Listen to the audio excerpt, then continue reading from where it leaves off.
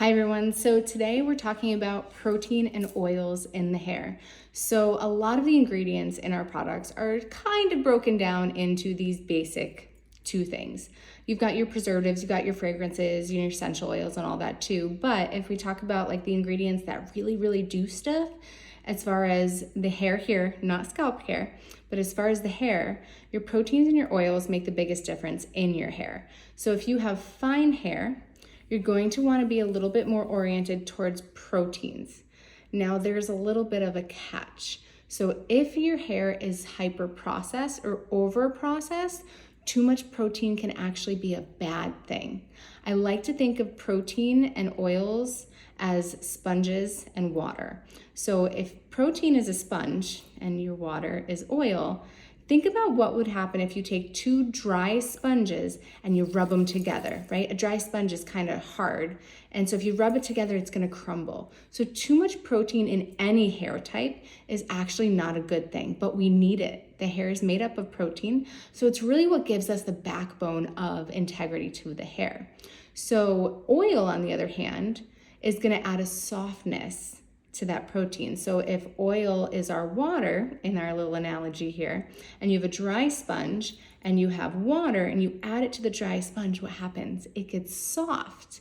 But if you were to take that sponge and leave it in water forever, it's gonna get kind of yucky. So there's this balancing act that we're always kind of playing as far as integrity of the hair and what the hair needs. So if you're fine, atypically, you're gonna need a little bit more protein. Fun fact, protein sprays or a protein leave-in conditioner, for example, the all nutrient hair proteinizer, I actually use this as a volumizer in my fine hair clients. It's also great to add some integrity if you're a little processed, but it's a great volume builder for fine hair without coating the hair and without leaving anything behind, or without being an ingredient that actually starts out really voluminous and then halfway through the day starts to weigh down fine hair. So there's a pro tip for you. Now, if you have medium to thick hair that's not too coarse, kind of like medium everything. My hair is actually kind of medium everything. So it's not super curly, it's not fine, it's not super coarse, it's just right down the middle with everything. I need equal parts of that balance. So I tend to base it on how my hair feels. If the hair feels really straw-like, I know I need some oils in there. If the hair feels too soft and floppity, I know I need a little bit of protein. And I'm lucky to have multiple treatments, so I can kind of adjust accordingly. But a great idea would be to have a custom hair mask mix that's going to be more specific to what your hair needs in the season that you purchase it. Now, if you have a coarser hair type, so think like we always think of coarse, we think of like horse hair. So it's a little bit, if you were to take one hair strand, it wouldn't feel silky, it wouldn't squeak when you rubbed your fingers down it. So the hair shaft itself actually has some texture to it. That's a coarser hair type.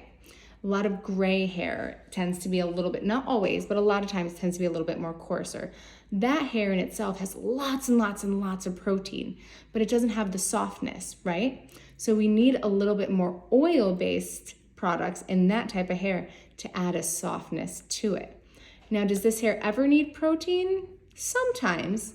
When we get into a little bit of over-processing, over-blonding, sometimes you definitely need to add some protein back into the hair just to add a little bit more integrity base to it, but want to be careful because we don't want to get to that point where it's too much, right? Because then we're adding too much protein to too much protein, and then the hair is actually going to crumble, especially if it's over-processed. So keeping that hair nice and soft, or using a product that's got both proteins and oils in it, is actually going to kind of be your best bet to make sure that you're getting the things that your hair needs. Or if you want one custom mix for your specific hair type and the specific season that we're in, you can always pop on in for an appointment and I can mix one up especially for you.